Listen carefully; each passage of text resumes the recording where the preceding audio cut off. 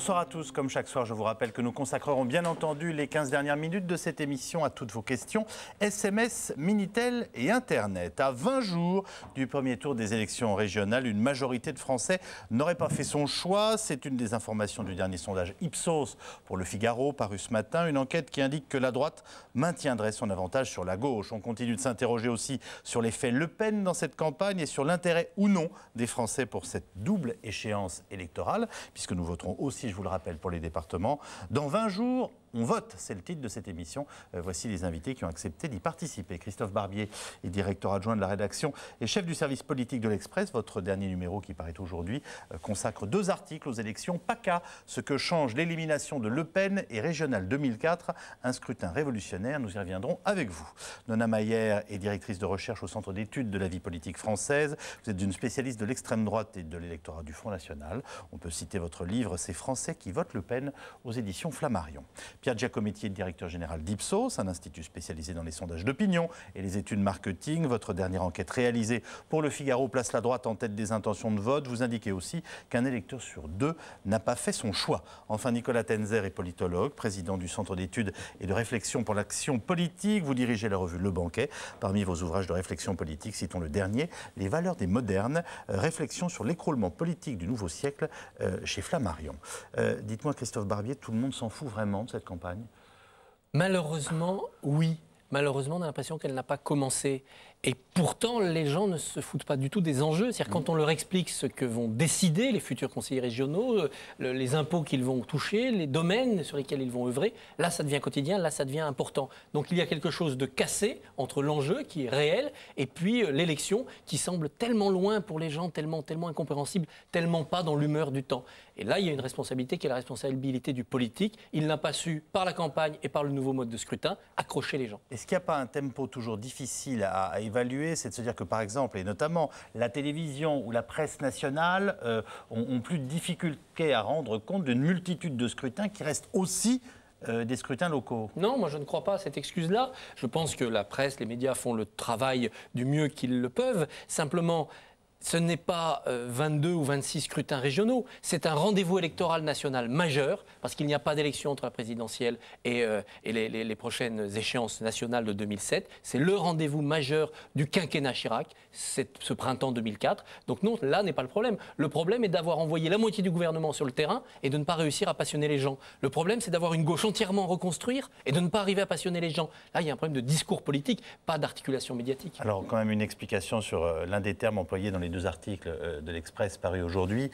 Qu'est-ce que vous trouvez de révolutionnaire dans ce scrutin 2004? Vous savez, c'est un peu la révolution vue par le... je n'ai pas trouvé. C'est un peu la révolution vue par le guépard. Vous savez, tout change pour que rien ne change. Voilà. Et on a l'impression que le gouvernement, parti d'un formidable sentiment régionaliste qu'incarnait Jean-Pierre Raffarin, parce que Raffarin croit en la région, il croit en la régionalisation, est arrivé à un système où finalement on a essayé de changer un minimum de choses. Et c'est ça qui est dommage. Le mauvais côté de la révolution, de la demi-révolution, c'est ça. Le vrai bon côté de la révolution, c'est que, attention, il faut dire aux citoyens français, ces régionales vont changer votre vie quotidienne demain.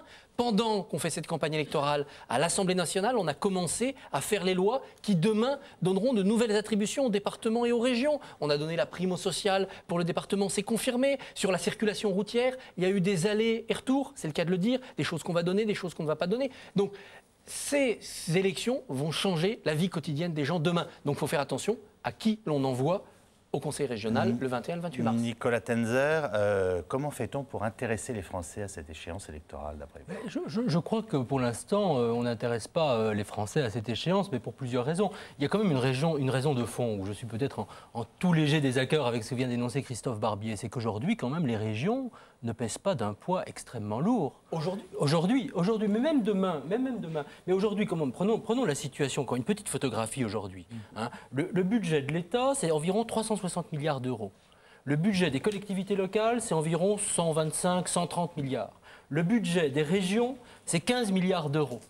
Et si on prend les plus grandes régions, prenons la région Île-de-France par exemple, c'est un budget de 2,4 milliards d'euros contre plus de 5 rien que pour la ville de Paris. La communauté urbaine de Lille fait 1,6 milliard d'euros, la région Nord-Pas-de-Calais 1,1 milliard. Vous nous dites quoi, ça n'existe pas parce que ce finalement je ça veux ne dire pèse par là, pas. c'est-à-dire que Ou alors il va falloir vraiment augmenter les impôts. Oui, mais attendez, ça veut dire quelque chose. Ça veut dire tout simplement, quelles sont les compétences des régions aujourd'hui, quelles sont celles qu'on va transférer. Aujourd'hui, les régions sont compétentes pour tout ce qui est formation professionnelle, pour le développement économique, ce qui est un peu vague, pour les lycées. Bon. Et puis pour une série d'autres actions, avec des bouts d'actions par-ci par-là, sur la recherche et les transferts ferroviaires. Bon. Mais enfin, les transferts ferroviaires, c'est la seule chose peut-être un tout petit peu visible avec les beaux trains, express, TER, trains express régional, etc. Bon. Mais cela dit, demain, qu'est-ce qu'elles vont avoir de plus? Elles vont avoir un peu plus de formation professionnelle, elles vont avoir un peu de personnel en plus, même beaucoup de personnel en plus, parce que pour la région Île-de-France, ça va être une augmentation assez fantastique avec le personnel ouvrier et de service, mais pas les profs. Et avec des budgets qui sont aussi, il ne faut pas l'oublier, que ce soit d'ailleurs pour les régions et les départements, en grande partie liés, parce que des compétences sont aussi largement obligatoires. Alors, il y a des possibilités d'expérimentation, couvre la loi organique, il y a des possibilités nouvelles. Mais par rapport aux grandes régions allemandes, par rapport aux Länder allemands, par rapport aux grandes régions italiennes, etc., c'est pas grand-chose. Vous êtes en train de nous casser la motivation de vote. Là, vous pouvez pas vous je ne casse pas la motivation. Avec Barbier, j'avais commencé à m'intéresser un peu. Et là, je me dis, oh là, bon. C'est-à-dire que c'est à la fois beaucoup de choses, mais en même temps, il faut bien voir aussi qu'on n'a pas totalement fait le choix, par exemple, c'est une vieille antienne du débat électoral, enfin du débat politique, entre les régions et les départements. Et que les régions ne sont pas totalement libres de leur malheur. Alors quand on dit... Est-ce qu'on est obligé de choisir, très honnêtement? Je crois qu'il y a un certain moment... région, oui, département, mais il y a un moment où il y a un aspect de rationalisation quand même qui s'impose. Donc quand on dit aux gens, mais intéressez-vous parce qu'il y a des débats, il y a un débat local qui est très important... Voyez-vous, les Français, ils vont par exemple... Attendez, ils vont s'adresser... Vous vous rendez quand même compte que vous êtes en train de nous administrer la preuve qu'on ne comprend pas bien pourquoi on va voter. Non, je pense que, encore une fois, c'est quelque chose qui est de plus en plus important. Mais quand on photographie aujourd'hui l'existant, il faut bien voir que... Attendez, les Français, quand ils sont mécontents, ils vont s'adresser à qui? Ils vont s'adresser à l'État.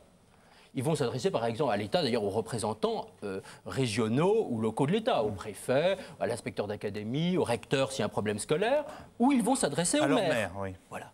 Mais est-ce qu'ils vont aller trouver le président du conseil régional qu'en plus ils ne connaissent pas? Oui, si on lève l'ambiguïté sur le développement économique. Vous l'avez dit, c'est fumeux Bien pour sûr. l'instant, c'est un peu la brume. Il faut donner du contenu au développement économique. Si l'emploi après-demain, c'est le conseil régional de demain, les gens vont s'y intéresser. Et je demandais des comptes. Ça ne sera pas vraiment. Ça l'est, mais pas assez, parce qu'ils construisent des lycées, les régions, mais ils n'ont pas le moyen de peser sur ce qu'on va y faire dans ces lycées, sur la bonne utilisation pédagogique par rapport au bassin d'emploi. Ce développement économique qu'on va leur donner, qu'est-ce qu'on met dedans? Pierre Giacometti, est-ce que ça explique ce taux important? Vous nous annonciez ce matin dans cette enquête Ipsos, de Français qui n'ont pas encore fait leur choix, 52% si je me souviens bien, enfin bref, un Français sur deux. En mars 98, la même enquête, début mars 98, à quelques semaines des élections régionales de l'époque, situait ce chiffre à 37%. Aujourd'hui, on est à 52%. On ne peut pas dire que la dimension régionale ait progressé dans l'opinion en quelques années. En tout cas, à part ce biais-là, par cet élément de campagne. L'institution régionale pour les Français n'existe quasiment pas. Les présidents de conseils régionaux sont en général mal connus. La plupart des présidents de conseils régionaux ne jouent pas, pour la grande majorité d'entre eux, de véritable rôle national. Nous ne sommes ni en Allemagne, ni en Espagne. Dans ces pays, les institutions régionales ont leur véritable autonomie, y compris politique. Les personnages de ces régions comptent énormément, y compris dans le jeu national. Il faudra en France probablement un jour qu'on donne à chaque région la possibilité d'organiser leurs élections, chacune les unes après les autres, pour que, enfin, au niveau de la région, l'existence même de l'élection soit un événement, alors que là, regardez tout le jeu vous venez de donner la clé, nationale. c'est ce qui se passe en Allemagne. Absolument. Là, il vient d'avoir une échéance épouvantable pour le chancelier. Et on en parle. Et on en parle. Schröder, oui. Absolument. J'ai oublié la ville. Hambourg. À Hambourg, merci. Bon, mais excusez-moi, réexpliquez-nous en 2 secondes pourquoi, en effet, ça devient plus important. Enfin, le différentiel, on va dire, entre la France et l'Allemagne sur l'intérêt, la capitalisation et le désir de voter. Deux éléments. D'abord, l'histoire française est une histoire qui est jacobine, centralisatrice, la dimension régionale, l'autonomie. Hein, les pouvoirs donnés aux provinces est quelque chose qui a beaucoup moins de poids et d'importance chez nous par rapport à nos voisins Paris, allemands, avec des départements et des espagnols. préfets. Ceci étant dit, on va être un tout petit peu optimiste. Il y a un élément dans le mode de scrutin qui change les choses. Pour la première fois depuis 1986, 86, 92, 98, on donne aux Français un pouvoir selon un mode de scrutin proportionnel. Ils n'élisent pas véritablement leur président de région. Ils font un choix à la proportionnelle pour des listes de partis. Là, pour la première fois, il y a un premier tour, il y a un second tour. Et au second tour, ils vont voir apparaître, et vous allez voir que le soir du premier tour à 20h, il va se passer quelque chose d'intéressant, c'est que les Français vont découvrir qu'il va falloir élire maintenant, au second tour, un président parmi 2, 3 ou 4 possibilités. Et le 28 mars à 20h, ils vont voir apparaître des présidents de région à l'image à l'antenne. Et là, ils vont peut-être pour la première fois se rendre compte que ça y est, on a des présidents de région incarnés. Parce qu'il faut dans la politique de l'incarnation et des personnages pour faire vivre tout ça. Donc en quelque sorte, ça s'humanise et ça s'incarne un petit peu, en tout cas avec ce nouveau mode d'élection. Ça, c'est l'élément optimiste du changement de mode de scrutin. C'est que pour la première fois, on va pouvoir élire véritablement des leaders de région.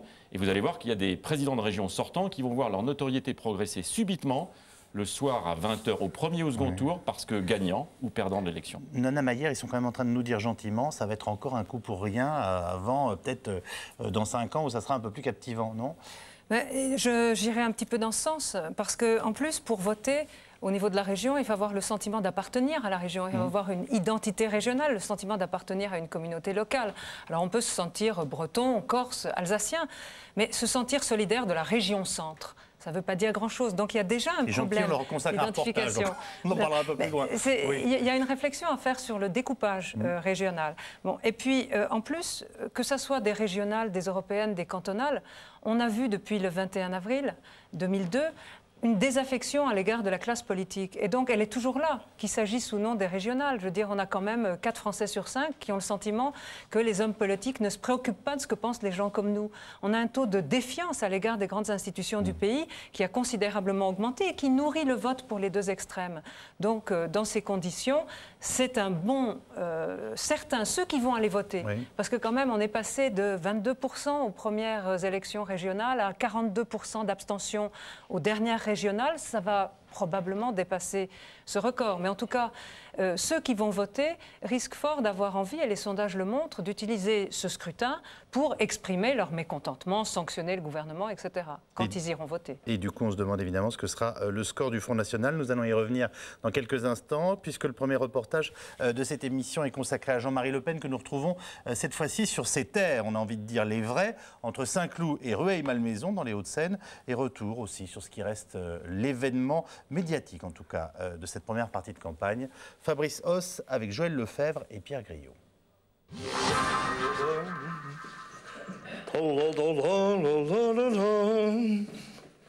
Pas l'air malheureux, Jean-Marie Le Pen, 10 jours après la décision judiciaire qui invalide sa candidature en région PACA.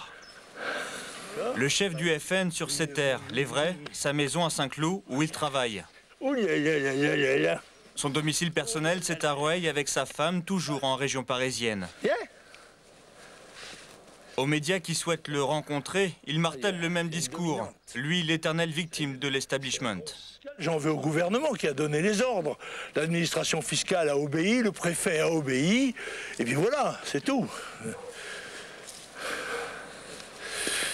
Parce que nous, pour pouvoir avoir notre droit, il faut que nous ayons 200% de droit. 100%, ça ne suffit pas. Il faut le double. Nous devons nous border, en effet, en permanence, vivre sur nos gardes, parce que on nous dispute assez régulièrement ce qui est admis pour beaucoup d'autres. L'art d'être victime. Pour certains observateurs, c'est la stratégie politique menée depuis 50 ans par le chef du Front National. Une stratégie qui s'illustre à nouveau en PACA. Jean-Marie Le Pen, élu en 98 au Conseil de la Région, savait l'ambiguïté juridique de sa candidature. Pas de domicile fiscal, une simple permanence politique. Pour les juristes, cette fois, l'article L339 du Code électoral a fait l'objet d'une stricte application. Il me semble qu'en 1998, il a pu bénéficier d'une interprétation libérale, voire laxiste, du texte en question. Tandis que cette année, en 2004, il me semble que les autorités administratives ont appliqué strictement, mais justement, la loi. Donc c'est en 98 qu'il faut s'étonner surtout, en fait. Peut-être. Je crois que l'explication serait ailleurs. Et d'ailleurs, je suis persuadé que si cette question avait été réglée antérieurement, M. Le Pen aurait pris ses dispositions pour rentrer précisément dans les prévisions de la loi de manière à être éligible. Arnaque, complot, Jean-Marie Le Pen étale sa colère en une des quotidiens. Dans une campagne morne, le FN fait à nouveau parler de lui. Certains analystes soupçonnent alors Jean-Marie Le Pen de s'être ménagé une porte de sortie. Les chiffres sont moins bons, les sondages le placent 3e au régional. Une position peut-être malvenue alors que l'on évoque la succession du chef à 3 ans des présidentielles. La retraite, Jean-Marie Le Pen la rejette systématiquement. Il n'y a personne qui soit en mesure de me disputer la direction du mouvement tant que j'ai l'envie d'y être. Personne. Et personne ne le souhaite, je crois. 2007, ultime combat? Je sais rien, je ne sais pas. Peut-être que d'ici là, nous aurons encore gagné 10 ans supplémentaires. Je crois qu'il va y avoir, à ce moment-là, il y aura, je crois, 40 000 centenaires. Peut-être que j'en ferai partie, qui sait. Dans sa ligne de mire, les présidentielles 2007. Mais dans la campagne qui s'annonce, Jean-Marie Le Pen ne pourra se prévaloir d'une victoire électorale en PACA. Un épisode dont il fait d'ores et déjà un argument politique pour dénoncer une fois de plus ce qu'il appelle le complot de ses adversaires. Alors, un certain nombre de questions autour de Jean-Marie Le Pen. Première question de téléspectateur déjà, Nona Mayer. Le fait que Le Pen ne se présente pas peut-il dissuader les électeurs de voter pour le Front National ? Non, au contraire. Enfin, on peut dire que le fait qu'il ne se présente pas lui permet de jouer cet air connu qui est celui de la victime d'un complot, de l'établissement du système. D'une certaine manière, ça va dans son sens. Donc ça peut inciter un certain nombre de gens qui se sentiraient proches de ses idées à voter pour lui. Simplement, c'est gênant pour le parti, c'est gênant pour l'avenir, c'est gênant parce qu'il ne sera pas élu au Conseil régional. Mais c'est tout, non, ça risque de jouer en sa faveur. Donc, quand il disait le jour où il a appris qu'il ne pourrait pas être candidat, mais on a un très bon candidat sur place, et de toute façon, le fait que je n'y sois pas, ça va peut-être permettre de voter encore plus Front National. Son analyse, là, pour le coup, vous la trouvez plutôt juste? Pour l'instant, simplement, il y a encore 3 semaines de campagne. On va voir quelle campagne va faire M. Guy Macari. Hein, et aussi, ses adversaires vont peut-être en profiter pour pointer quand même une certaine négligence, un certain amateurisme politique du côté du Front National. Donc cela peut être aussi utilisé par ses adversaires contre lui. On est en train de montrer qu'on va peut-être voter pour une ombre. Ça paraît quand même extraordinaire, non? Christophe Barbier. Mais c'est sa grande force, à Jean-Marie Le Pen, depuis quelques années. C'est quand il est silencieux qu'il marque des points, c'est quand il est une ombre, pas forcément exposée, pas forcément lui-même en première ligne, qu'il peut récolter le plus de suffrages. Il faut voir que les causes profondes du vote Front National, elles sont structurelles. C'est la rancœur à l'égard des hommes politiques et de la politique en général, c'est la souffrance économique, c'est le déclassement social. Ce n'est pas une bonne campagne réussie ou un bon slogan trouvé. Donc l'ombre, ça suffit pour faire un bon score. Qu'est-ce qui s'est passé là avec cette affaire de Jean-Marie Le Pen? En 3 temps, une vraie bourde technique de lui-même, de ses services. Ils sont descendus de Paris en Provence pour essayer de régler le truc. Ils sont pris les pieds dans le tapis technique. L'amateurisme. L'amateurisme. Voilà. Ensuite, évidemment, la victimisation. Mais entre les deux, je pense qu'il y a eu chez Jean-Marie Le Pen quelque chose qu'on ne dit pas assez, c'est la peur. Mais pas la peur de perdre, la peur de gagner. Imaginons un instant Jean-Marie Le Pen prendre PACA ou quelle que soit une tête de liste FN élue quelque part dans une région. Ça veut dire quoi? Tous les feux médiatiques sur cette région, ça veut dire des entreprises qui s'en vont, ça veut dire des subventions publiques qui s'arrêtent, ça peut vouloir dire des fonctionnaires qui se mettent en grève, c'est l'opprobre général, ça veut dire un boulet à traîner pour Jean-Marie Le Pen pendant 1 an et demi, 2 ans, 3 ans, jusqu'à la prochaine présidentielle. Donc finalement, ne pas gagner, c'est plutôt pas mal pour lui. Simplement, il ne faut pas fuir. Il faut donner l'impression qu'on a été victime. Donc ça tombait très bien pour lui, cette affaire. La preuve, qu'est-ce qu'il choisit comme remplaçant? Marie-France Tirbois, qui est plutôt un peu plus connue depuis ses exploits à Dreux, ou Bompard, le maire d'Orange, qui pouvait, même s'il a des problèmes de cumul de mandats, se lancer dans la bataille avec sa notoriété. Non, il prend Guy Macari, qui n'a strictement aucune chance. Donc c'est bien la preuve que ce qu'il ne voulait pas, c'était gagner. Est-ce que du coup vous faites l'équation directement en disant tout ça est une opération, on va dire un coup monté, à la limite une manip, il ne voulait pas y aller. Je pense qu'il y allait 3. Il y a une vraie bourde technique, ils ne l'ont pas fait exprès, ils ne se sont pas dit tiens chic, on va bricoler notre domicile fiscal pour être éliminé. Quand ça s'est passé, ils n'ont rien fait vraiment pour en sortir. Il avait des solutions techniques, Le Pen, pour en sortir. Il pouvait se redomicilier, il pouvait prendre une inscription au tribunal de commerce. Il y avait des artefacts technique pour s'en sortir. Il ne l'a pas fait. Donc là, il y a le choix politique d'aller au bout de cette élimination et de raccrocher un bon vieux train bien connu qui est le train de la victimisation et de l'effet martyr. Et pourtant, ça se passe plutôt bien pour le Front National dans les enquêtes d'opinion. Oui, mais Christophe a raison. Il y a un point intéressant quand on se rappelle du 21 avril. Jean-Marie Le Pen est au second tour. Ça n'est pas forcément une très bonne nouvelle pour lui. Car d'une certaine manière, le fait d'être au second tour limite considérablement sa capacité de nuisance sur ce qu'aurait été un second tour gauche-droite où il aurait pu imprimer une pression très forte pour empêcher la réélection de Jacques Chirac. La présence de Le Pen dans une situation où il devient gagnant potentiel nuit à sa capacité, paradoxalement, à sa capacité de nuisance sur le jeu de la gauche à la droite, et surtout de la droite et de et de Jacques Chirac. Donc je crois que ça, c'est un élément très important. Évidemment, le point le plus symbolique le 21 mars prochain, c'est le score national du Front National. C'est moins les gains potentiels en région, c'est de savoir s'il est à 15, 16 ou 17, s'il confirme 2002, s'il confirme le score de 98 qui était de 15%. Aujourd'hui, oui, on a l'impression que le socle est toujours là, que le socle est toujours présent. Cet électorat est parmi les plus stables de tous, au sens où il est fidèle, où il résiste à la concurrence. Tous les autres électorats sont soumis, et plus l'extrême gauche que l'extrême droite, à la concurrence. Le moins variable, en quelque sorte. Le moins variable, le moins soumis à la pression, la concurrence. Il y a une petite pression à droite, mais je vais citer un chiffre qui est intéressant. Les dernières élections locales en France, 2001, le Front National obtient plus de 10% dans plus d'une cinquantaine de villes de plus de 30 000 habitants. Aux élections cantonales, lorsqu'il est présent, il fait nettement plus de 10%. Donc ça veut bien dire qu'il y a ancrage, qu'il y a implantation. Et les scores que nous avons actuellement ne sont que la confirmation de cette implantation. Reste à savoir maintenant si ça ira plus loin. Mais on est bien d'accord, dans les dernières enquêtes, il est dans la fourchette haute.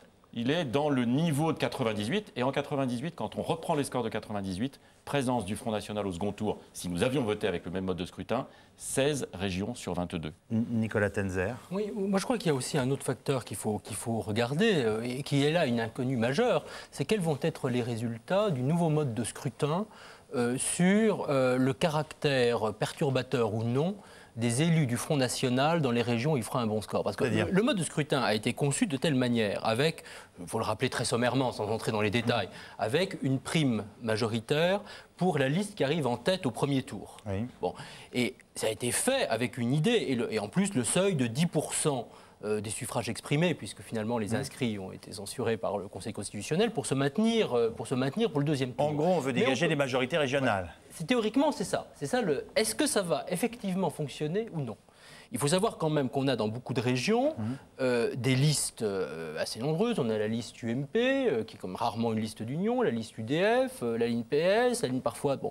Et là-dedans, est-ce que le Front National, dans certaines régions, vont faire des scores assez suffisants pour apparaître en deuxième position ou en troisième, peut-être même dans certaines régions en première position, et dans ce cas-là, perturber complètement le jeu des conseils régionaux ou de certains conseils régionaux dans leur fonctionnement quotidien. Et je crois que ça, c'est un enjeu très important pour le Front National.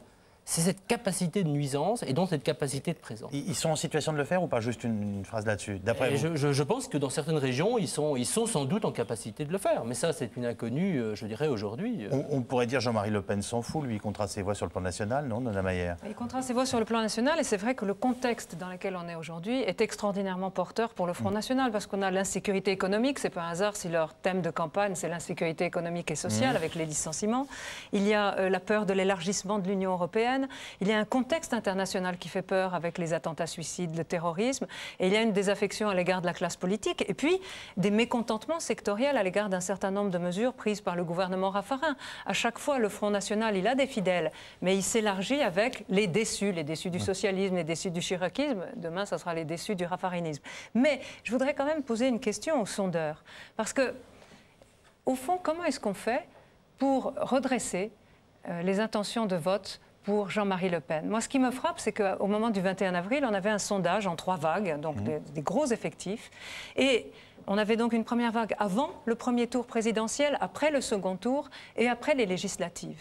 Et en fait, la sous-représentation du vote Le Pen, c'est-à-dire il y a encore et toujours des électeurs qui votent Le Pen, mais qui n'osent pas le dire, qui ne veulent pas le dire, eh bien, elle n'avait pas diminué, au contraire, entre avant et après le 21 avril. Donc je voudrais savoir comment on fait aujourd'hui pour savoir comment redresser ce vote Le Pen qui est quand même jusqu'à aujourd'hui sous-estimé dans les sondages. C'est une façon de lui demander aussi très clairement s'il ne sous-estime pas encore aujourd'hui les intentions de vote pour Jean-Marie Le Pen. On est bien d'accord. Plutôt dans ce sens-là, oui. Alors, Pierre Giacometti, expliquez-nous la cuisine. 3 références pour répondre à Nona Meyer. En 98, lors des élections régionales, les 3 enquêtes d'intention de vote réalisées dans les semaines qui précédaient le scrutin étaient autour de 14-15%, résultat 15%. À la présidentielle, en 3 semaines, avant le premier tour, on passe de 9 à 14% d'intention de vote, avec à l'époque une très forte instabilité du corps électoral. Et la poursuite du mouvement permet à Jean-Marie Le Pen d'atteindre le score que vous savez.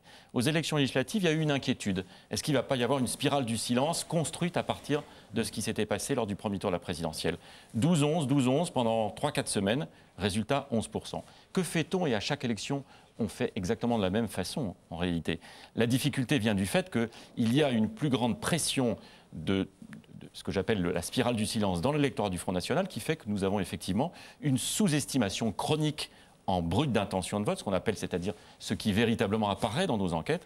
Et nous sommes donc en situation obligatoire, c'est-à-dire de corriger ce score en regardant comment les électeurs du Front National ont voté dans le passé et en remettant le Front National au poids où il doit être traditionnellement. Ce qui veut dire qu'aujourd'hui, quand nous sortons une enquête d'intention de vote à 15% pour le Front National, en réalité, elle est comme en 98, aux alentours, en brut d'intention de vote, de 7-8%. Et bien évidemment, il nous faut absolument pondérer ces enquêtes, car sinon, vous imaginez... Donc là, vous avez largement, nous sommes bien d'accord, par rapport aux chiffres que vous nous donnez aujourd'hui, vous avez largement pondéré la hausse. Bien évidemment. Ça veut dire, par exemple, si je reprends l'exemple très célèbre du premier tour de l'élection présidentielle, si les instituts de sondage avaient publié leurs résultats bruts d'intention de vote, ça n'est pas 14 ou 15 que nous aurions eu à la veille du premier tour, comme ça a été le cas, mais c'est 8 ou 9%. Vous imaginez le tollé.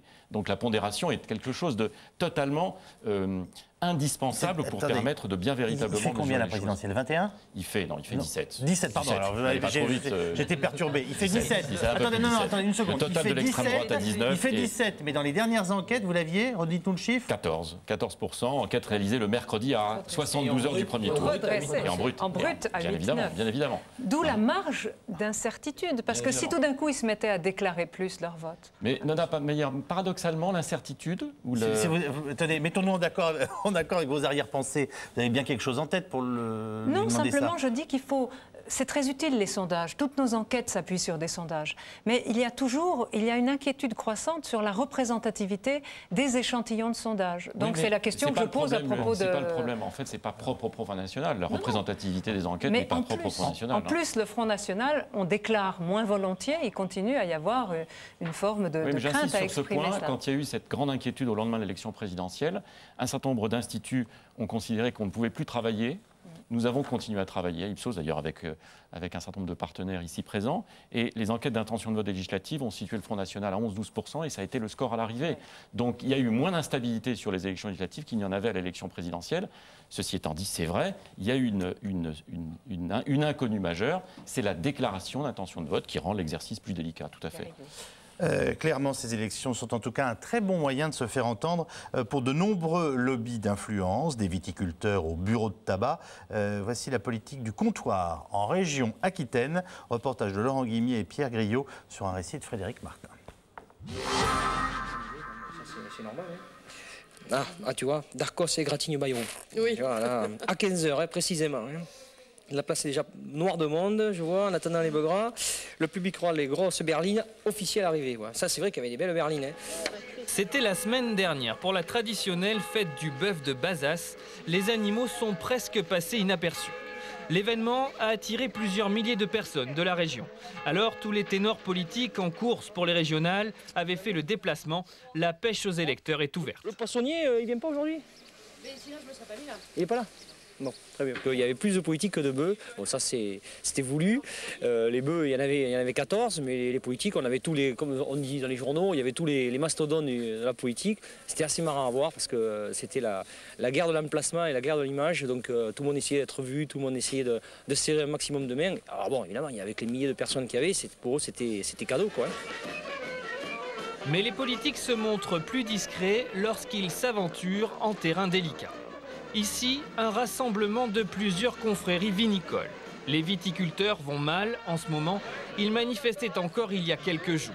Les candidats au régional sont attendus de pied ferme.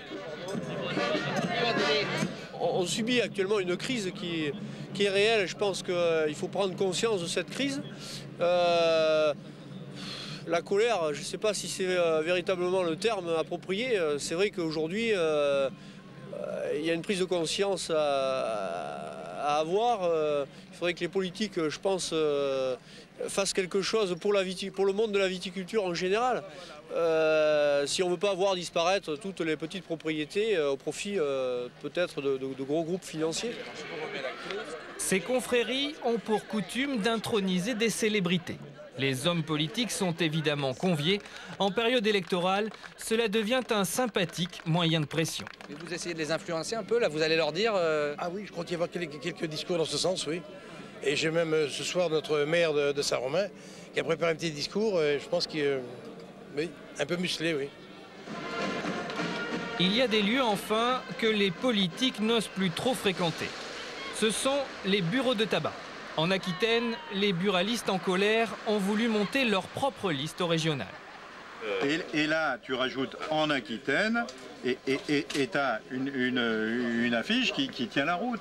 Et là, on parle PME, tous les gens, tous les artisans, tous les commerçants, toutes les petites PME vont se reconnaître. Les gens, pour un meilleur équilibre, ça va leur parler de suite. Ces commerçants revendiquent un électorat potentiel énorme, équivalent aux 10 millions de clients qui visitent leur établissement chaque jour. Mais ils n'ont pas réussi à monter leur liste à temps. Moi, je regrette vivement parce que jusqu'à maintenant, si vous voulez, on est une corporation. Je ne parle pas de la corporation des buralistes, je parle des commerçants, les artisans. On est représenté nulle part dans les instances dirigeantes et dans les instances décisionnaires. Et mon idée était que justement, il fallait qu'on soit présent dans ces instances décisionnaires pour prendre acte de la taxe professionnelle, de toutes ces choses-là. Or, à l'heure actuelle, qu'est-ce qui se passe? On est dans une situation où les gens vont encore décider pour nous. Aucun homme politique n'est passé les voir depuis le début de la campagne. Les buralistes ont perdu leur bras de fer. C'est de bonne guerre, ils savent bien, comme les viticulteurs, que leurs revendications dépassent l'enjeu des régionales, mais toutes les occasions sont bonnes pour se faire entendre. La notoriété est-elle ce qu'il y a de plus important pour être élu? C'est une bonne question, ça, Christophe Barbier. Non, ce n'est pas ce qu'il y a de plus important pour être élu dans ces élections. Non, non, non. Il y a un cocktail à rassembler dans lequel la notoriété peut compter. Mais je pense qu'on va avoir des surprises. Par exemple, Adrien Zeller. Qui connaît Adrien Zeller en France? Pas grand monde, parce qu'il est alsaco-alsacien. Voilà, donc il a creusé son jardin. Donc en Alsace, il va vers une réélection, si ce n'est facile, parce que la situation politique est complexe, une réélection quand même possible. Donc ce n'est pas forcément la notoriété, la grande popularité qui est indispensable. Il faut cette fois-ci, je crois, avoir un cocktail, c'est-à-dire un peu de notoriété quand même, avoir montré qui on est, avoir un projet, parce qu'on l'a dit, le contenu change un peu pour l'exercice du mandat, et puis avoir une capacité à incarner la région. Parce que pendant 6 ans, le président, qui sera clairement connu au soir du deuxième tour, c'est d'ailleurs la seule chose qu'on comprendra, c'est qui est président, le reste on ne comprendra pas, il va porter les images de la région pendant 6 ans. Il y aura 2 personnages qui porteront l'image de la région, ça sera Miss Aquitaine ou Miss Poitou, et ça sera le président de la région. Donc ça sera très important pour les gens, surtout si on commence à voir exposés à la scène nationale ou internationale ces présidents de région. Qu'est-ce que vous en pensez, Pierre Giacometti? C'est probablement quand même un élément très important pour observer dans un certain nombre de régions l'avantage initial dont bénéficie une personnalité très connue. Donc l'élément de la notoriété est souvent, en tout cas au moment où démarre une campagne, un atout de départ non négligeable. Mais ça peut se renverser. Et ça peut se renverser. Le Parisien, la difficulté, c'est que comme les campagnes sont maintenant relativement inexistantes ou parfois assez fades, le gain initial peut perdurer jusqu'à la fin de la campagne, c'est-à-dire jusqu'au jour du vote. Donc cet élément de notoriété a quand même tendance à jouer dans un certain nombre de situations, même si Christophe Barbier a raison, il y a un moment donné, il faut être connu pour de bonnes raisons et incarner quelque chose qui soit fort aux yeux des électeurs. 2 exemples. Bayrou est très connu. Est-ce que les électeurs ne vont pas lui reprocher de chercher dans cette élection régionale moins l'intérêt de la région que son parcours individuel pour la présidentielle? Jean-François Copé est assez connu, il passe beaucoup dans les médias, mais c'est comme porte-parole du gouvernement. Est-ce que ça ne va pas se retourner contre lui? On n'aime pas Raffarin, donc on va taper sur son porte-parole. Donc la notoriété, elle est à double tranchant. À mon avis, elle est nécessaire, non suffisante, et elle est vraiment à double tranchant. Nicolas Tenzer, j'aimerais qu'on revienne sur ce qu'on voyait dans ce reportage. C'est-à-dire finalement, le développement d'une demande catégorielle. Alors là, on voyait des viticulteurs, des bureaux de tabac. Ils font une partie de cette élection, eux aussi. On s'en rend bien compte. Bien sûr, je pense qu'ils font une partie de cette élection, mais ils font de plus en plus une partie de toutes les élections. Je veux dire, on va le revoir pour les européennes de juin prochain.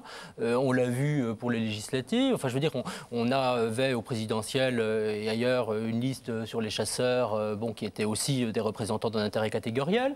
Alors, on a vu aussi des hommes politiques, évidemment, s'engouffrer. Vous vous rappelez sans doute, là, il y a quelques jours, l'article dans le Figaro, signé notamment par Alain Juppé, par quelques autres élus de la région Aquitaine pour la défense du vin. Je crois que tous ces intérêts catégoriels se manifestent, sauf que précisément, ils se manifestent sans pouvoir, et l'échec de la liste que montrait votre reportage est symptomatique, sans pouvoir s'incarner dans un parti, sans pouvoir s'incarner dans un mouvement quelconque et sans adhérer directement. Alors, sauf qu'il faut savoir que les mouvements protestataires, et en particulier d'ailleurs le Front National, a travaillé largement au corps certaines catégories. On sait que le Front National, lors de l'épisode des buralistes, a envoyé une lettre à l'ensemble des buralistes de France et de Navarre. Enfin bon, on a ce genre de manifestation. Donc il faut penser que la plupart de ces gens-là vont soit voter traditionnellement, encore qu'on ne le sache pas très bien, en fonction de leur appartenance politique, plutôt à droite, d'ailleurs en général pour ces catégories, ou bien protestataires, mais ne se feront pas entendre au sens où ils n'auront pas... Il faut savoir aussi, peut-être un dernier mot, que dans les régions où ils travaillent, ils n'auront pas véritablement de poids pour influencer de manière très très forte, sauf à la marge, les politiques régionales. On a quand même franchi un cran dans cette élection. On a vu, avec l'affaire de la TVA dans la restauration, un patron de corporation, Daguin... On fait la liste pour s'amuser de tous les... On va dire, enfin, on va appeler ça corporatif. Chasseurs. Alors, chasseurs. Buralistes, restaurateurs, les intermittents du spectacle. Intermittents du spectacle. Enfin, tous les mécontents, dès qu'ils se sentent un peu organisés. Viticulteurs. Mais certains ont été plus loin que d'autres. Les intermittents sont en colère, ils essaient de faire une liste, c'est défensif, un peu comme les chasseurs qui se sentaient menacés. Les restaurateurs, c'était quoi ? Ah, vous n'êtes pas capable de nous obtenir la TVA, on va voter Front National. Le lundi, le jeudi, ah, monsieur Schröder a dit oui, on va voter UMP, vous ne serez pas déçus. C'est-à-dire qu'il y a maintenant un lien direct entre ce que vous me rapportez dans mon tiroir caisse et le vote que je vais vous donner. Nous sommes donc arrivés, mais au bout, à l'extinction de la démocratie représentative. Alors, quand le représentant dit qu'ils vont voter UMP, il faudrait encore après vérifier que les gens suivent. Voilà, si les gens suivent. Et ça, c'est quand même une limite. Ensuite, dans tous ces groupes-là, il y a des gens aussi, des corporations, si j'ose dire, qui traditionnellement votent à droite, voire à l'extrême droite, et traditionnellement, si vous prenez les intermittents, quand même plutôt à gauche. Oui. Mais Nona Maillard, alors vous qui travaillez sur le vote protestataire, est-ce qu'on n'est pas finalement, même si ça paraît très protéiforme tout ça, dans une grande tendance justement de la vie politique du pays en ce moment, de l'expression du vote, c'est-à-dire vraiment un cumul de plus en plus important de votes.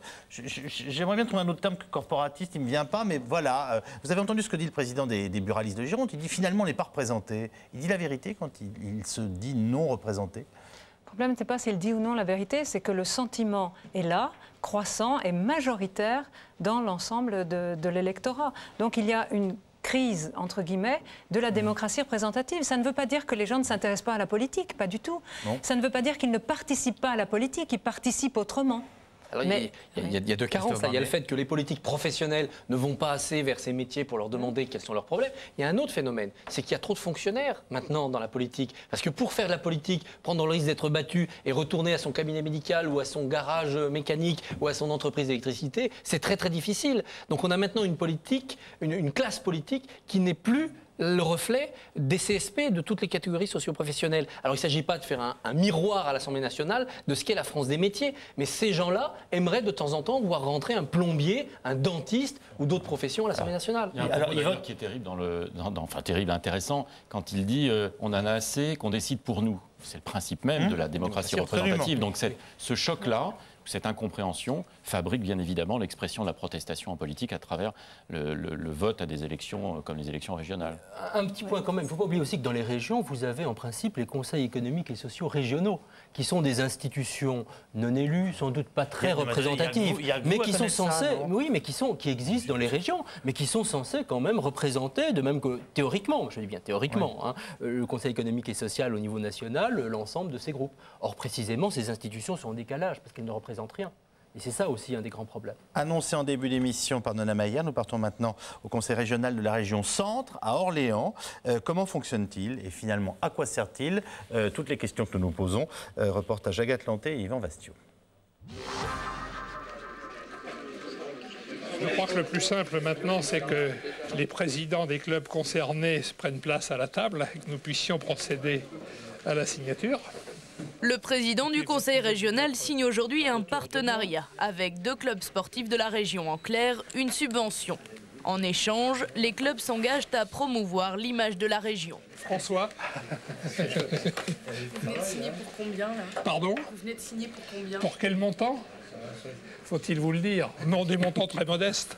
Je suis obligé de regarder la sortie papier de ma disquette. Vous voulez bien? Non, nous signons dans un cas pour 12 000 € et l'autre 8 500 €. Écoutez, ça mérite bien une poignée de main. Grand merci. Pour cette année 2004, 28 clubs de sport vont bénéficier de ce partenariat. Au total, 750 000 €, tout droit sortis de la poche du conseil régional. Est-ce que nous sommes banquiers? C'est une très bonne question. Nous ne sommes pas banquiers en ce sens où on ne prête pas d'argent. sauf quelques exceptions tout de même. Mais nous sommes un peu banquiers en ce sens où on verse beaucoup d'aide aux associations, aux clubs sportifs, au monde de l'entreprise pour permettre des créations d'emplois, également à des initiatives des collectivités locales. Donc nous sommes banquiers dans le sens où nous facilitons la réalisation des projets en mettant à disposition des moyens financiers. Bonjour madame, nous devons chercher, on a formation tailleur de pierre à la FCMB à la Chapelle. 167 types de subventions possibles. Le Conseil régional est surtout connu pour être un organisme payeur. Son budget annuel, 615 millions d'euros. La région multiplie donc les espaces d'information comme celui-ci pour informer le public sur ses domaines de compétences. La formation, l'éducation et le transport, mais aussi le tourisme, l'environnement ou la culture. Les gens sont bien informés ou vous avez l'impression que c'est pas très clair comme institution dans Pour leur l'instant, tête? c'est pas très clair. C'est pas très clair. Ils s'interrogent énormément. Ils ne savent pas à quoi sert la région. Ça reste très flou pour eux. Donc ils nous interrogent. C'est la grosse machine qui fait peur, le conseil régional? Un petit peu, et puis ils sont un petit peu perdus entre le rôle de la commune, le rôle du département et le rôle de la région. 500 salariés et 14 000 mètres carrés de bureaux pour une région grande comme la Belgique. Mais le conseil régional est avant tout une institution politique, insistent les fonctionnaires. C'est dans cette salle que se prennent les grandes orientations, avec 77 élus pour la région centre, un nombre proportionnel au nombre d'habitants. Donc je vous donne ce dossier pour mandatement. Il a été... Pour le directeur général adjoint, ce rôle décisionnel devrait s'accentuer avec le projet de loi sur la décentralisation prévu pour 2005. Le conseil régional devrait ainsi hériter de nouvelles compétences. Nous allons être clairement complètement compétents en matière de développement économique, en matière de formation professionnelle. Donc c'est des champs de compétences confirmés, nouveaux qui s'ouvrent devant nous. Qu'est-ce que va changer le transfert avec plus de décentralisation? Sur quel point? Dans notre rapport avec les usagers? Pour les usagers. Pour les usagers, je l'espère, plus de lisibilité, plus de clarté dans les compétences. Parce que la décentralisation ne concerne pas que les régions, elle concerne aussi les départements, elle concerne aussi... Mais concrètement, qu'est-ce que ça va changer pour les usagers? J'espère plus de lisibilité. Qu'est-ce que vous appelez lisibilité? J'appelle lisibilité, c'est-à-dire un rapport direct avec l'institution régionale. C'est encore un peu abstrait tout ça. C'est vous qui le dites. Être lisible, mais surtout visible. Le conseil régional affiche donc avec fierté ses principales réalisations, les lycées et les transports régionaux. Des infrastructures intégralement financées par le conseil régional qui représentent la moitié de son budget annuel. Et on va en remettre une louche avec cette question de téléspectateurs. Que gèrent les régions et en quoi peuvent-elles influer sur la vie quotidienne des gens? Qui s'y colle? Écoutez, moi je veux dire, ce qu'elle gère aujourd'hui, hein, encore une fois, rappelons-le rapidement, oui. La formation professionnelle et l'apprentissage, les lignes ferroviaires régionales. Donc là, on peut dire l'emploi en partie parce pas encore, une partie. Alors c'est vrai qu'il y a une série de compétences floues et générales, parce que quand on parle du développement économique, de l'aménagement du territoire régional, des documents d'orientation sur le développement de la région, sur tous ces trucs-là, enfin, qu'on a vu dans votre reportage, c'est quelque chose qui ne marque pas. Alors, de quoi vont hériter les régions? Alors, elles vont avoir un peu plus de formation professionnelle, parce qu'elles ne l'avaient pas entièrement, parce que vous aviez quand même une partie des compétences qui restaient à l'État. Bon, elles vont recevoir, où il y a pas mal de chômeurs, c'est important. Voilà, elles vont recevoir, c'est important, elles vont recevoir, mais encore une fois, elles ne pourront pas faire n'importe quoi, parce qu'il faut bien savoir, peut-être comme une précision, que lorsque les régions reçoivent une compétence, elles sont quand même liées sur ce qu'elles doivent faire. Les lycées, donc elles gèrent l'équipement des lycées, elles vont recevoir une partie du personnel ouvrier et de service, le personnel d'entretien, etc. Bon, mais elles ne pourront pas dire, ben là on met un lycée, là on n'en met pas. Il y aura une négociation, de même qu'il y a une négociation avec les services de l'EPRE, et c'est normal. C'est les contrats de plan État-région. Voilà, et donc, globalement, il faut savoir que pour l'ensemble des actions, on a sans arrêt une sorte de partenariat. Et alors avec parfois un côté, d'ailleurs, quand on suit un peu ça de près, qui ressemble à passe-moi la rhubarbe, je te passerai le séné. C'est-à-dire, en gros, on donne une subvention à tel département qui en échange va faire ceci. L'État dit, bah, écoutez, je vous accorde, je mets un coup de financement là-dessus, mais vous me cofinancez tel autre projet. Bon, tout ceci est quelque chose qui est une mécanique, finalement, qui est faite d'actions en grande partie parcellaires, incomplète. Alors, les régions vont recevoir d'autres choses, hein. Je ne vais pas vous citer toute la liste. Les aérodromes régionaux, les ports régionaux, elles vont recevoir aussi, à titre expérimental, la gestion financière des programmes communautaires, ce qui là est un aspect important, parce qu'aujourd'hui, il y a une grande difficulté pour que ces programmes arrivent rapidement à leur destinataire. Mais une partie du patrimoine culturel également. Transport, éducation, culture, entretien des lieux, enfin, oui, on va dire donc, ça peut être potentiellement considérable. Mais, encore une fois, il faut savoir que la marge d'autonomie, la marge de responsabilité, et pour le citoyen, la capacité de trouver le responsable, pour dire, écoutez, là nous sommes contents, là c'est une bonne chose, là au contraire nous sommes mécontents. C'est un processus qui évidemment mettra beaucoup d'années. Alors je ne dis pas que ça ne se fait pas, que ça ne progresse pas, mais qui mettra beaucoup d'années avant d'être une réalité. Pierre Giacometti. En fait, je trouve que le grand échec des formations politiques traditionnelles qui gouvernent les régions depuis 1986, c'est de n'être jamais en situation de pouvoir dire véritablement voilà comment une région est gouvernée à gauche, voilà comment elle est gouvernée à droite. C'est-à-dire qu'il n'y a pas aujourd'hui pour les électeurs de différence fondamentale dans tout ce qu'on entend. C'est de la gestion, c'est des moyens, c'est des investissements, mais finalement, pourquoi je vais aller voter pour telle ou telle tête de liste en pensant que la région gouvernée à gauche va être véritablement gouvernée différemment par rapport à ce qu'elle est aujourd'hui gouvernée à droite. Donc cette absence de lisibilité sur l'identité politique, qui renvoie d'ailleurs au problème de notoriété des présidents de conseils régionaux, probablement est un élément de plus qui donne envie de voter autrement, protestataire au premier tour. J'entends bien, mais enfin, est-ce que vous connaissez des régions où on libéralise à tout crin et des régions où on rase gratis? Bien évidemment, au niveau national, vous avez aussi des difficultés de plus en plus à comprendre les nuances, parfois entre une politique de gauche et une politique de droite, notamment sur le plan économique. Est-ce que Mme Blandin, élue verte à la tête de la région Nord-Pas-de-Calais, c'était fondamentalement différent de ce qu'a fait le président de la région Centre? Il y a sûrement des différences, mais il y a pour l'électeur une vraie difficulté à les cerner, à les comprendre. Et moins de différences qu'entre, par exemple, M. Delanoë ou M. Tibéri. Oui, là, c'est tout à fait visible pour le Parisien. Et on revient toujours au même problème, c'est qu'il faut des personnalités connues. Tout de même, attendez, Nana Maya. Non, c'est vrai qu'un des problèmes de la crise actuelle du rapport aux politiques, c'est ce brouillage des frontières gauche-droite. La très longue cohabitation a été un des éléments. Mais c'est vrai que s'il y avait... La raison pour laquelle on a une montée des extrêmes, extrême gauche et extrême droite, c'est sur des valeurs et des visions du monde radicalement opposées. Mais du côté de l'extrême gauche, c'est avec l'idée que la gauche n'est plus la gauche, qu'elle ne fait plus une politique sociale. Et du côté de la droite, que la droite n'est plus la droite. Donc... c'est un élément important. Tout de même, au bénéfice des régions, tout de même. D'abord, ce n'est que le 3e mandat qui s'achève, et comme on l'a dit, les régions avaient peu de moyens, donc c'est peut-être pour ça aussi qu'on ne voit pas le caractère marqué, soit politique, soit personnel, des présidents de région tels qu'ils ont été en place. Puis il y a une deuxième chose, ceux dont les régions s'occupent, ça marche bien. Personne ne peut nier qu'aujourd'hui, les transports express régionaux, ils sont plus neufs, plus propres, plus rapides. Ils passent maintenant dans des lignes que la SNCF avait désertées parce qu'elle pensait que ce n'était plus rentable. Ça marche mieux. Les lycées, personne ne peut dire qu'ils sont en moins bon état aujourd'hui qu'avant. C'est pas vrai. Les jeunes des générations qui viennent ont des lycées quand même tout neufs, de très très beaux instruments, très très beaux outils pour apprendre, pour faire leurs études. Donc, donnons plus aux régions, laissons-les courir leur chance. Je pose la question autrement.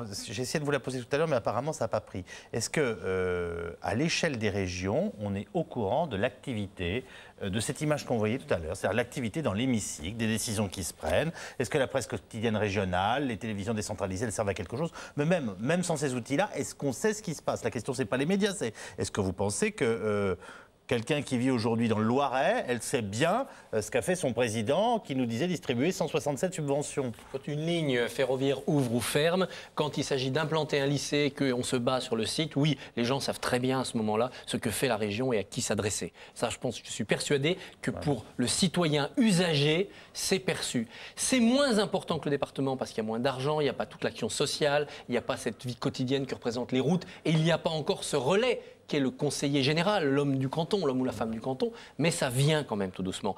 Il a fallu quoi? Des centaines d'années pour que la commune soit installée. Il a fallu 100 ans, 150 ans pour que le département soit bien perçu. Laissons un peu de temps aux régions. Les régions n'ont pas été découpées n'importe comment, elles ne sont pas dotées de n'importe quoi. Tout cela, ce sont des accouchements difficiles.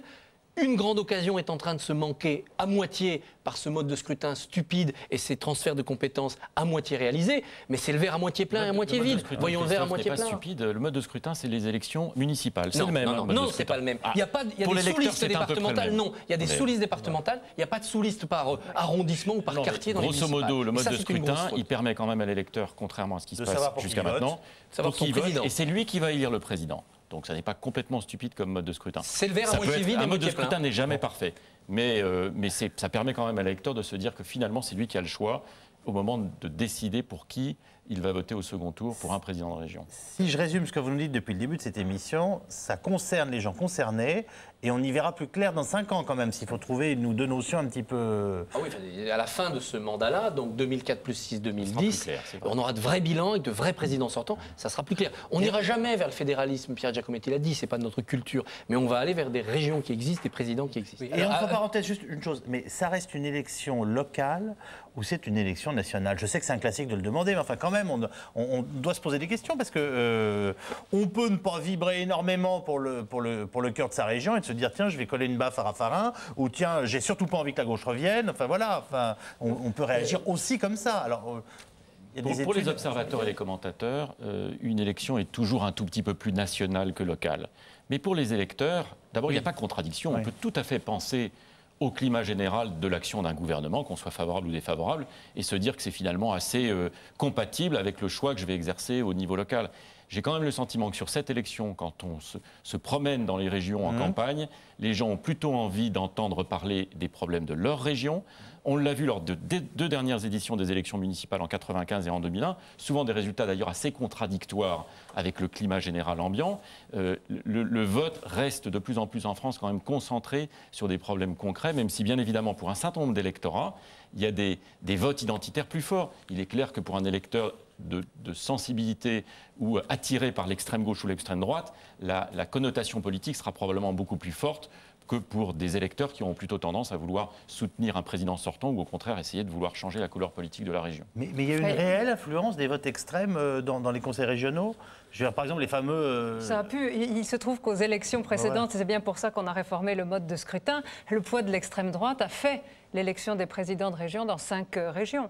Donc c'est une des raisons pour lesquelles on a ce nouveau mode de scrutin. Oui, mais une fois élu le président, est-ce que, par exemple, le Front National a eu une influence sur les votes, les décisions prises à l'échelle des instances régionales? Ça, on l'a observé ou pas? Il n'aura plus le pouvoir de blocage qu'il a eu pendant 6 ans, puisqu'il a fallu inventer quelque chose d'un peu horrible qui s'appelait le 49.3 des régions, qui permettait au président qui n'avait pas de majorité de faire passer quand même en force leur budget. Ça, c'est fini, sauf dans un cas, c'est-à-dire les quadrangulaires. Si au deuxième tour, 4 listes se disputent, qu'elles se répartissent chacune les voix, on peut se retrouver sans vraie majorité avec des présidents obligés de faire de la godille pendant 6 ans. Mais c'est vraiment un cas arithmétique limité. Et nous consacrons la fin de cette émission à vos questions SMS, Minitel et Internet. Une forte abstention favoriserait-elle le gouvernement? Nicolas Tenzer. Non, je pense qu'une forte abstention ne favorisera de toute manière personne, et en tout cas pas, elle ne favorisera aucun des partis politiques classiques. Je crois qu'une forte abstention, conjuguée vraisemblablement avec un vote des extrêmes, enfin en faveur des extrêmes, signifiera un désaveu du gouvernement, et aussi un désaveu d'ailleurs du Parti socialiste et des partis classiques. C'est difficile à mesurer l'abstention, parce qu'il y a des cantonales en même temps, on va plus voter dans les cantons concernés, donc ça va un peu tout se mélanger. La moitié des cantons. Hein. La moitié des cantons français. On a un peu d'évaluation, là, justement, sur l'abstention ou pas, pour l'instant, Pierre Giacometti? Il serait très étonnant qu'on soit en dessous du niveau de 98, qui était de 42% à l'époque, qui avait déjà été un record. Dans la séquence des élections en France depuis 1995, à chaque fois qu'une élection apparaît, le record d'abstention est battu par rapport à l'édition précédente. La présidentielle 95, législative 97, les régionales 98 et ainsi de suite, jusqu'à la dernière élection présidentielle avec les records que vous connaissez. En 65, il y avait 15% d'abstention à la présidentielle. Si dans 20 jours, les régions sont majoritairement à gauche, le gouvernement Raffarin tombera-t-il? Christophe Barbier. Ça veut dire... Ça signifie qu'est-ce que c'est pour Raffarin perdre ses élections? Bon, il y a 14 régions sortantes de droite, UDF et UMP confondus. Il y en a 8 qui sont de gauche. Sur les 22 métropolitaines, dans les dom-toms, c'est plus compliqué. Si Raffarin en perd 3-4, mais que par exemple il ramène à la maison une grande région symbolique, Provence-Alpes-Côte d'Azur ou Île-de-France, il pourra dire j'ai bien réussi mes élections. S'il en perd 3-4, il va donc tomber à 10, la gauche va passer de 8 à 12.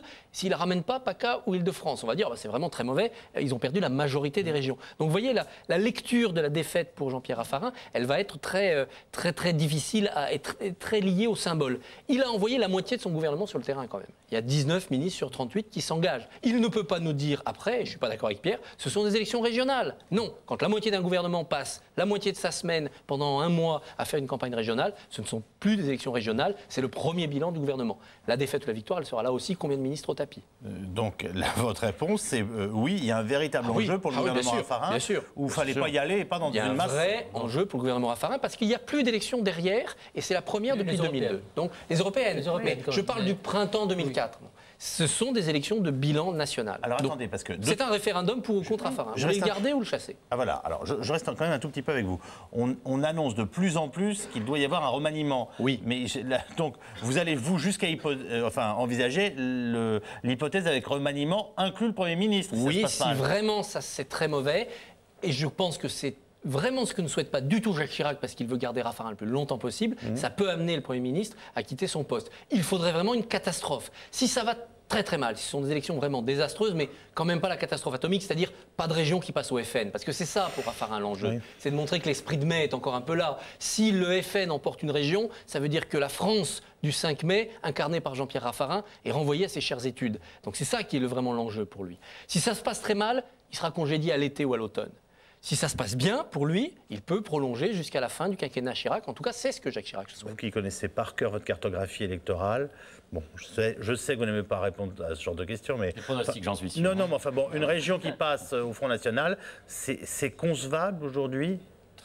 Très peu probable. Très peu probable, surtout compte tenu du mode de scrutin. Le mode de scrutin fabrique inévitablement un second tour où, on l'a vu au second tour de l'élection présidentielle, vous avez quand même une très large majorité d'électeurs qui finissent par rejeter cette hypothèse. C'est bien de vous prononcer. Si la gauche a la majorité des régions, la décentralisation prévue par le gouvernement sera-t-elle ralentie, Nicolas Tenzer? Non, elle ne sera absolument pas ralentie, de toute manière, parce qu'encore une fois, les régions n'ont pas à décider la poursuite ou non de la décentralisation, que le gouvernement s'est quand même prononcé très fortement sur ce sujet et qu'on ne le voit mal renoncer à aller jusqu'au terme de ses ambitions uniquement parce que les majorités des régions seraient passées à gauche. D'autant que la gauche est presque plus décentralisatrice que la droite, dans la lignée de Gaston Defferre. En revanche, ce qui va changer pour le gouvernement, c'est la pression des présidents de région majoritairement de gauche, donc dans cette éventualité, pour avoir des sous, pour avoir l'argent qui va avec les transferts. C'est une pression qui existe déjà de la part déjà avec la droite, c'est pas mal.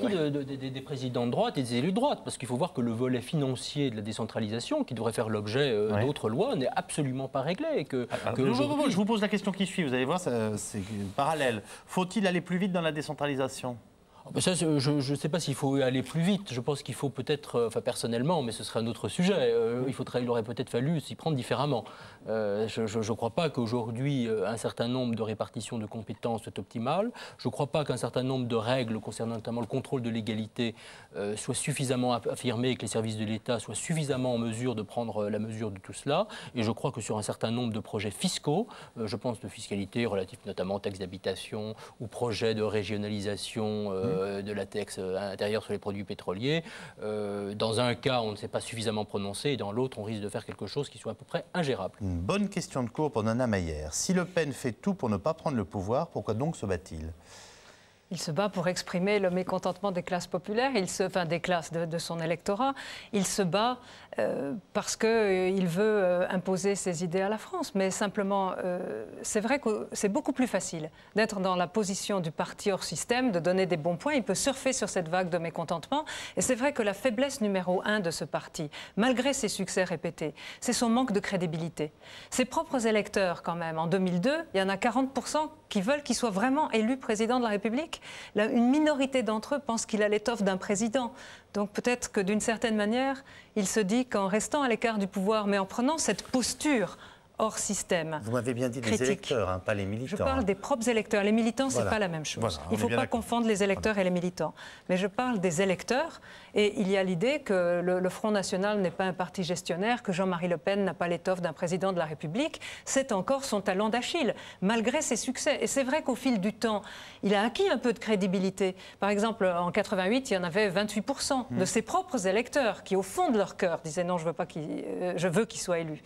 40%, il y a un progrès, mais ça reste minoritaire. C'est vrai que c'est une position plus confortable d'être dehors que dedans. Jean-Marie Le Pen va-t-il bientôt passer la main? Qu'en pensez-vous, Christophe Barbier? Non, je pense qu'il ne va pas bientôt passer la main. Il a dit qu'il ne va jamais passer la main, parce que dans cette famille politique, il n'y a pas de transmission de témoins, il n'y a pas d'héritier. Non, il y a une héritière. Dans le culte du chef, Marine Le Pen, c'est un atout de Jean-Marie Le Pen comme candidat, parce qu'il sait qu'il vieillit, c'est qu'il y a toute une France jeune, moderne, qui n'est pas en phase avec les vieux combats de l'extrême droite classique. Donc, il se conçoit, lui, Jean-Marie Le Pen, comme Jean-Marie plus Marine, mais pas comme Marine pour l'après Jean-Marie. Je pense que pour lui, le Front National s'arrête avec Jean-Marie Le Pen. Dans très longtemps, il a dit qu'il veut être centenaire. Mais je pense qu'il ne se conçoit absolument pas dans une logique de dauphin ou d'héritier. On l'a vu avec Maigret, on l'a vu avec Gollnisch, on le verra avec Marine Le Pen. Il veut rester jusqu'au bout, il l'incarnera jusqu'au bout ce parti, lui et lui seul. Les différents partis ont-ils de vrais programmes? Vous qui êtes un garçon rigoureux, vous avez dû jeter un petit peu un œil sur ce qu'on propose. Est-ce que vous avez l'impression qu'il y a des programmes, ça revient un peu à la différence droite-gauche de tout à l'heure, mais voilà, qu'on propose un avenir différent avec Jean Pauluchon pour la région de l'Île-de-France, que tel autre candidat... Oui. Si on lit, enfin pour la région Île-de-France où je vis, si on lit les programmes des candidats, Huchon, en tout cas par rapport à Jean-François Copé, alors entre Jean-François Copé et Santini, c'est peut-être un peu moins visible. Il y a des différences assez sensibles. L'un met l'accent beaucoup plus sur Marseille, c'est pas le programme de Michel Rosel. Non, ce n'est pas exactement la même chose. Alors cela dit, c'est vrai qu'il y a un enrobage, je dirais, de ces projets qui va plus loin que ce qu'encore une fois les régions pourraient elles-mêmes entreprendre. Puisqu'il faut savoir, encore une fois, que les marges de manœuvre, après, sont quand même limitées. Mais il y a des différences tout à fait évidentes. Les Français, avec la gouvernance en plus, la méthode pour présider, puisque l'enjeu, on l'a dit, ça va être d'incarner la région. Jean-François Copé ou Santini sont plus sur l'idée d'un grand maire, comme un maire qui gérera sa région. Avec d'ailleurs un problème, est dans une autre... avec un problème, puisque vous évoquiez la question du gouvernant, un problème aussi quand même dans la plupart des régions, c'est que l'exécutif est fort, mais que l'Assemblée, on évoquait tout à l'heure les assemblées, les gens qui se réunissent dans ce conseil régional, les assemblées sont en général très faibles. Les Français ne manquent-ils pas de sens civique? Qui a envie de se lancer sur ce thème? C'est un vrai constat qu'on fait ces dernières années. Il y a de moins en moins de Français qui votent régulièrement. Le comportement citoyen est devenu un comportement un peu par intermittence. Il y a d'ailleurs sur ce qui s'est passé en 2002 quelque chose de très impressionnant. Les intermittents du bulletin de vote, ça existe? Les intermittents du vote, oui. Vous avez au second tour de la présidentielle une formidable mobilisation. On a l'impression que les Français sont en train de fabriquer un système de comportement électoral où finalement on ne se déplace que quand vraiment il y a danger et quand vraiment cela vaut la peine. Vous avez une formidable mobilisation au second tour de l'élection présidentielle qui s'exprime d'abord dans les rues et ensuite dans l'isoloir. Et puis ensuite il y a un mois qui nous sépare des législatives. Et l'abstention, à nouveau, repart, avec 35% d'abstention, et à nouveau, un record d'abstention battu pour une élection législative. Cette capacité sélective à voter quand c'est important, il y a finalement, on a commencé cette émission en parlant de l'intérêt des campagnes. Oui. En 12 ans, il y a 2 campagnes qui ont mobilisé les Français. C'est le référendum de Maastricht en 92 et le second tour de l'élection présidentielle de 2002. Mais ça fait 15 ans qu'à chaque fois, un mois avant l'élection ou une élection, on se dit tous, les Français sont indifférents parce que la campagne n'intéresse personne. Ça dure depuis 15 ans de la même façon. Mais ça ne veut pas dire qu'ils n'ont pas de sens civique. Ils continuent dans nos sondages, on voit qu'ils sont profondément attachés, la très grande majorité des électeurs, aux droits fondamentaux dans une démocratie, au droit de voter si je veux et quand je veux. Ce qui leur déplaît, c'est l'offre politique. Ils ont le sentiment, mais ça ne veut pas dire qu'ils sont inciviques. Non. Ils ne refusent pas. C'est un problème politique, ce n'est pas la même chose. Deux idées pour les renvoyer aux urnes. En même temps, vous répondez à la question à quand le vote obligatoire? Ben voilà, 2 idées pour les renvoyer aux urnes. 1, comptons le vote blanc parmi les votes exprimés et pas avec les nuls. Il y a des tas de gens qui iraient dans les urnes par sens civique, dans les isoloirs, ils voteraient, mais comme l'offre leur plaît pas, ils voteraient blanc. Là, quand on leur dit blanc ou nul, c'est pareil, on vous comptera pas parmi les exprimés. C'est un peu scandaleux. Oui, c'est vraiment humiliant. Des blancs et nuls, avec une croissance des blancs et nuls très forte. On l'a vu d'ailleurs même au 2e tour de la présidentielle. Puis 2e idée, le vote obligatoire, oui, mais on va pas mettre un policier derrière chaque citoyen pour faire payer une amende à celui qui n'aura pas voté. Donc moi, je propose que pour tous les électeurs qui votent au scrutin prévu dans une année, il y a une déduction fiscale. Voilà. Vous mettez dans votre déclaration d'impôt votre carte d'électeur tamponnée et vous aurez une déduction fiscale. C'est pas le bâton, c'est la carotte. Bon ben voilà, on va proposer ça. Alors quels sont les impôts pour l'évolution de la démocratie quand même. Oui. Quels sont les impôts qui financent les régions? Ça sera sans doute la dernière question de cette émission.